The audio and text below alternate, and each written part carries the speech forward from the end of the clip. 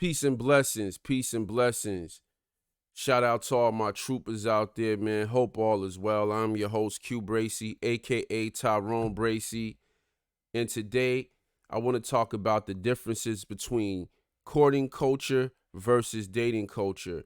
A while back, I did a video on the difference between marriage culture and dating culture, but I think this is a little more accurate, okay? So yeah, I want to talk about that today. But before we get into it, man, make sure you subscribe to the channel. Okay. Thank you so much for your support. I appreciate your support. My goal is to get to 20,000 subscribers by December. So once again, thank you for your support. I appreciate your support. Now, what I'm going to do is I am going to read a blog that was put up that talks about the differences between dating culture versus courting culture. For me, this was something that I found out about. I had a sense of it when I was younger, but it was something that I really just started hearing more about, and like I said, marriage culture versus dating culture is pretty much the same thing, but courting precedes marriage.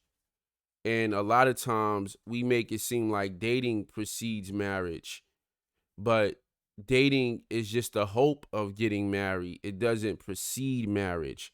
Courting is very clear that you guys are doing this with the intentions of getting married. And as a man, this is what you can expect from a woman.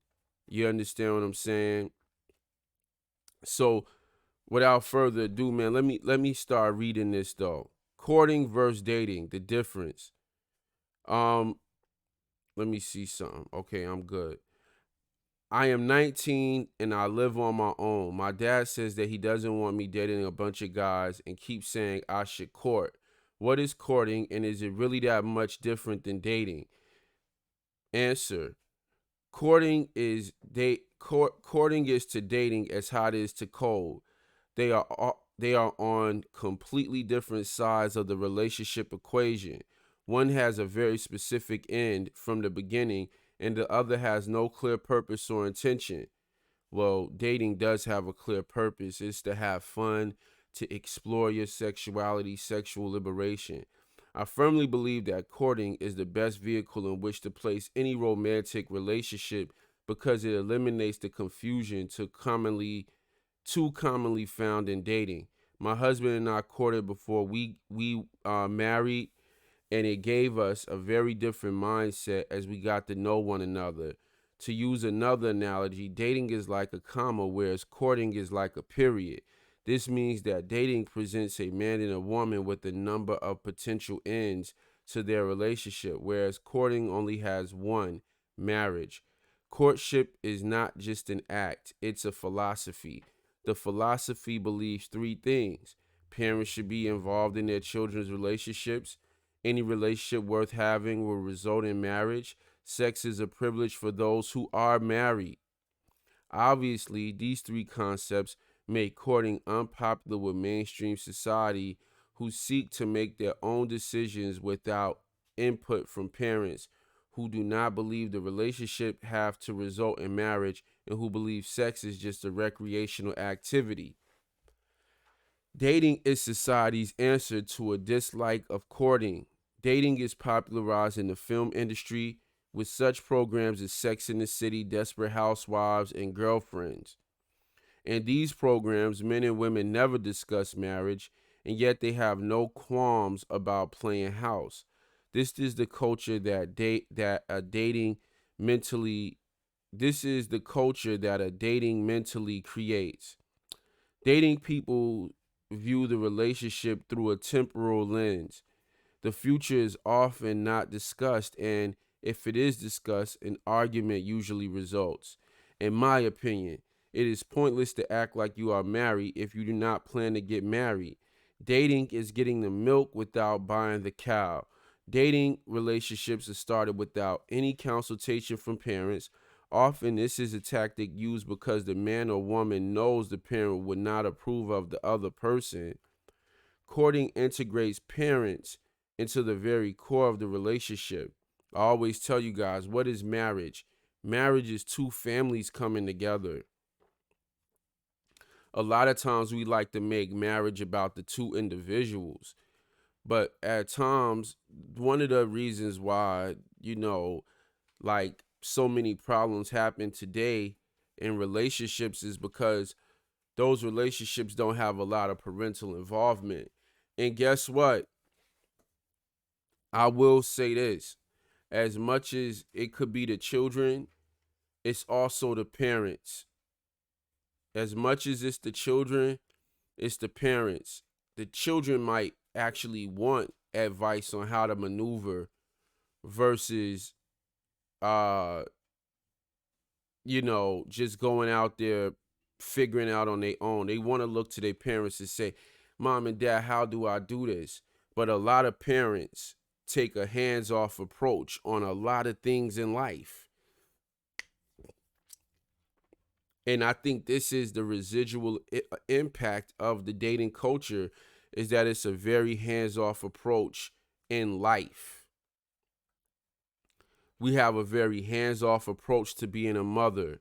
We have a very hands-off approach to raising children. We have a very hands-off approach when it comes to um, um, our food.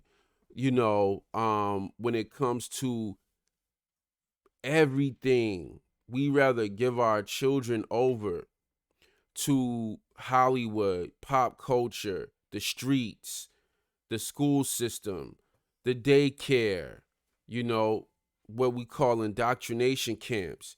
We rather not be responsible for anything and pass the responsibility on. And that is a problem of the parents.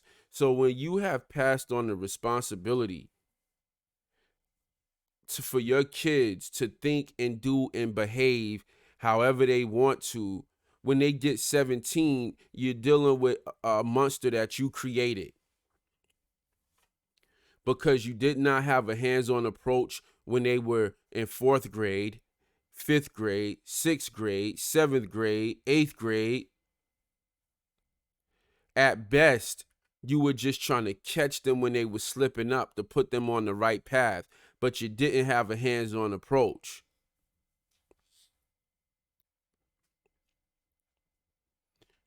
And so a lot of these people out here, a lot of these parents out here, they like, you can do the very best with your kids. That don't mean they're gonna turn out a certain way. A lot of these parents that spew this type of ignorance are the type of parents that had a hands-off approach. There's no way that you can say, you know what, forget my job. I'm gonna be at home with my children. I'm gonna be their primary educator. It's no way that you can say that you're gonna do that and you think that you don't have a greater likelihood of curtailing and embedding curtailing behaviors and embedding certain behaviors and them dealing with you all day. You send them to school, they in 5th grade, they around a whole bunch of other 5th graders. These 5th graders, they parents sent them to an indoctrination camp too. They in there rapping all types of shit, engaged in all types of fuckery. That's my rant. So as much as it's the children who may not want to seek the approval of their parents, a lot of times children that's like that, that's because their parents continuously pass the buck instead of stepping up and being accountable. Because what if your parents do pick somebody for you and, we have this whole paranoia around, oh, your parents going to pick somebody that you're not going to like, that you're not attracted to, or they're going to pick somebody that's abusive. We have this type of paranoia in our society, which would then what? Put the responsibility on the parents. But that's the problem. A lot of parents, they walking around here like, I don't know how my kids got that way. A lot of parenting that's going on nowadays is acting dumbfounded about how the children are becoming how they becoming, which when people act dumbfounded, that means that they did not take responsibility at all. That's what that means.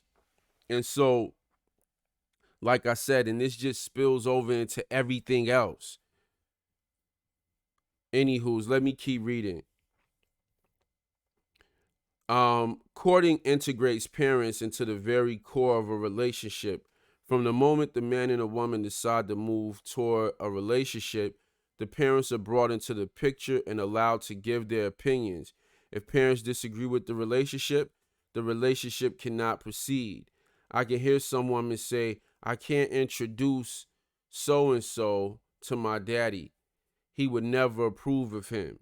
Well, if the father who knows you much better than your male friend does not support your relationship, you should certainly think twice about it. I would be shocked to find a parent who is against a prospective spouse who is handling their business and treating you right. This is a key difference between dating and courting. Courting acknowledges that when you are in like with someone, you often overlook the flaws that will destroy a marriage relationship. Your parents, on the other hand, are sober and unmoved by physical attractiveness. We all put our best foot forward when trying to win someone's affection. Parents can see right through it and get down to business. Another benefit of courting and parental involvement is that once your parent approves of the person, they can be a staying force in your relationship. When my husband and I hit a rough patch while courting, we broke off the relationship. His father intervened and caused my husband to rethink our relationship. This is what I'm saying about divorces in our culture. This is what I'm saying about relationships in our culture. When you and a woman or you and a man decide that y'all are not able to work something out, if y'all parents, if her parents are into dating and your parents are into courting, it doesn't matter. Because when she got a problem, is she gonna go to your parents? No. She gonna go to her parents. And her parents are gonna infuse her with the bullshit. Vice versa, same thing. If she's coming from a courting culture, a marriage culture, and you coming from a dating culture, it's very funny how this thing is going now, though, because men have always had a stagnant position. I will say that. Men have always been expected, hey, if you marry that woman, it's a, if you leave, nigga, that's a sin for a man to leave.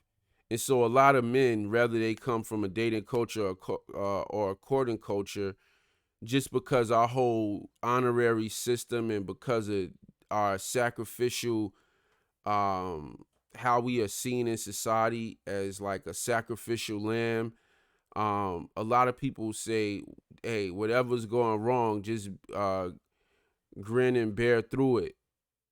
But don't leave your family, because that's like being a soldier and leaving your people on the front line, the people you fighting with. You, as a man, you supposed to fight for your family.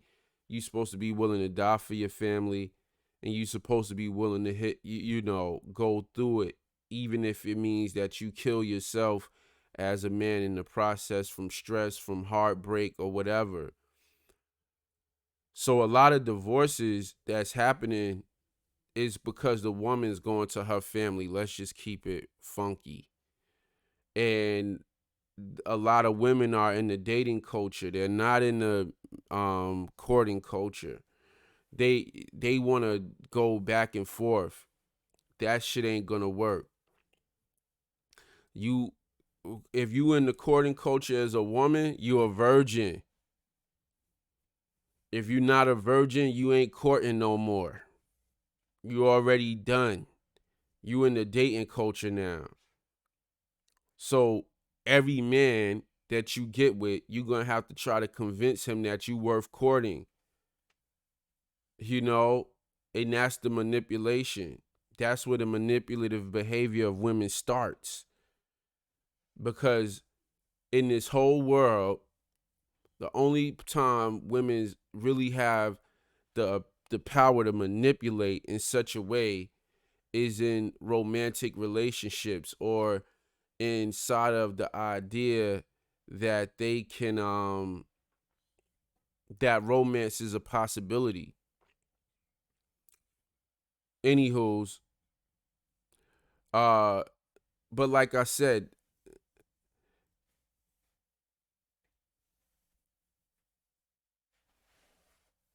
it is what it is.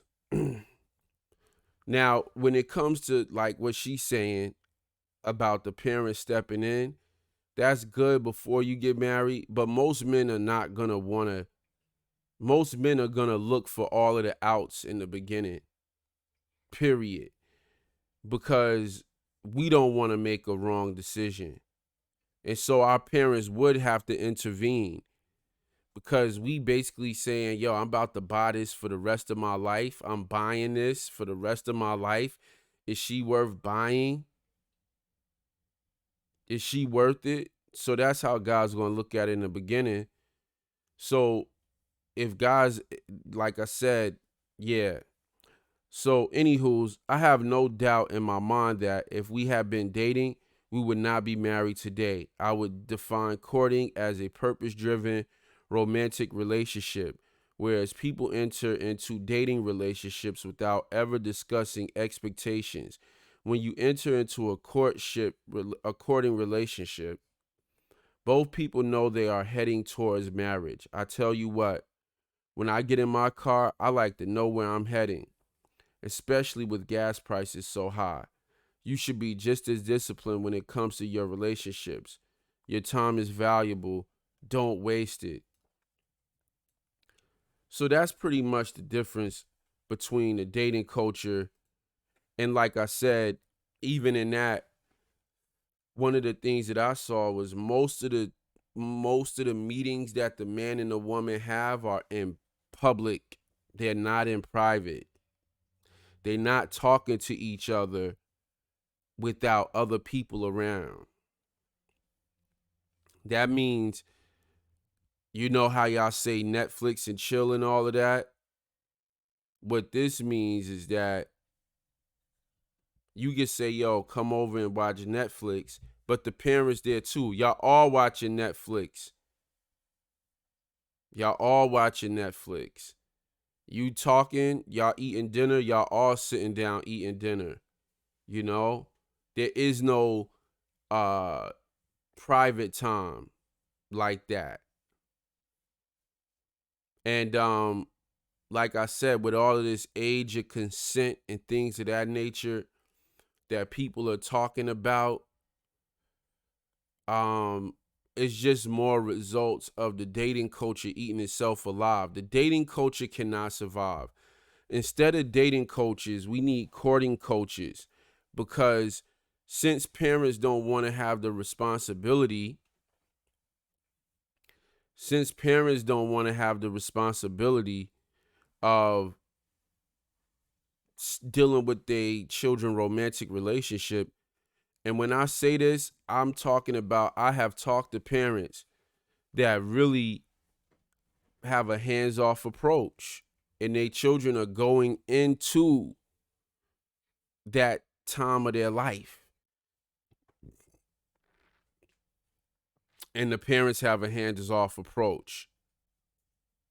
And I'm like, yo, you work that hard to raise your children,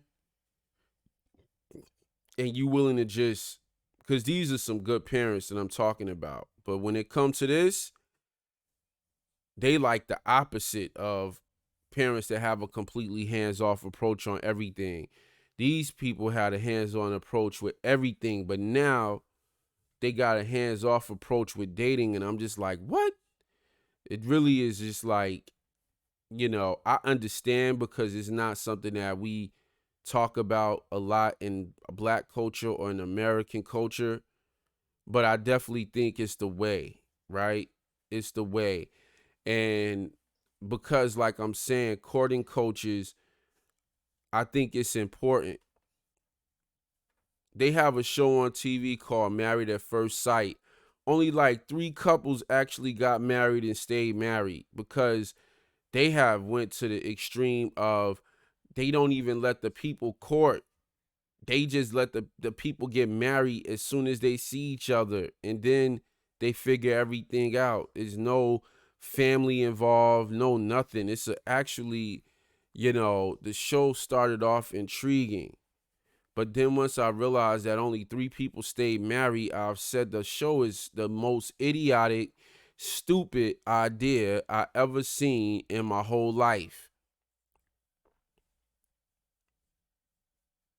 And I feel like the show should be illegal. I feel like the show should be banned.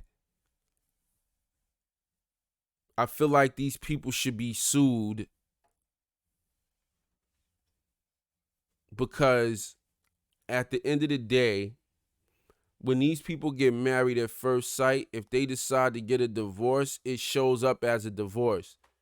So when you sign up for this thing and you decide to get married, it shows up as a divorce on your record. Somebody you didn't even know. Also, what I'm saying is with courting coaches, you take the place of the parent. Instead of having it be married at first sight, you have a group, you start having meetings, you start having events where you get people together. You get virgins, women that's virgins. That's the elephant in the room with all of this. A lot of this lies in sexual liberation, and a lot of this lies at the foot of the woman. I'm just keeping it 1,000. Ain't no use in you bringing your old raggedy ass to courting if you already been out here pop locking and dropping. It ain't no reason for you to show up talking about somebody need to court me. Okay? But for those women that have preserved themselves, and for men that's looking for wives, somebody to court, we definitely need courting coaches. Dating coaches, that's like the stupidest thing I ever heard in my life. Really, what a dating coach is a how do I get laid coach. That's all a dating coach really is. And hey, I think if that's your prerogative in life, I think that some of the things that we say are red pill is really blue pill. That's what I think. Why? Because the guys are sitting back saying, "Hey, if the women can do it, why can't we do it? Why can't we benefit from it?" So we'll make this argument. The argument has been floating out there. I ain't going to say no names. But we'll make this argument about men being sexual addicts, right? Like usually, Tiger Woods, a lot of guys admit to saying I'm a sex addict. But women never have to say that. Women never have to say they sex addicts, right? But men, they always have to. And they have to talk about how it derailed their life.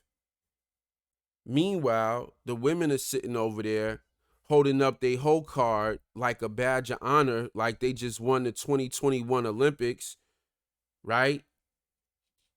This is how long I can ride the CC. This is how many guys I could be with at once. And instead of the guys holding a moral high ground, I'm getting ready to do a whole video about the Taliban.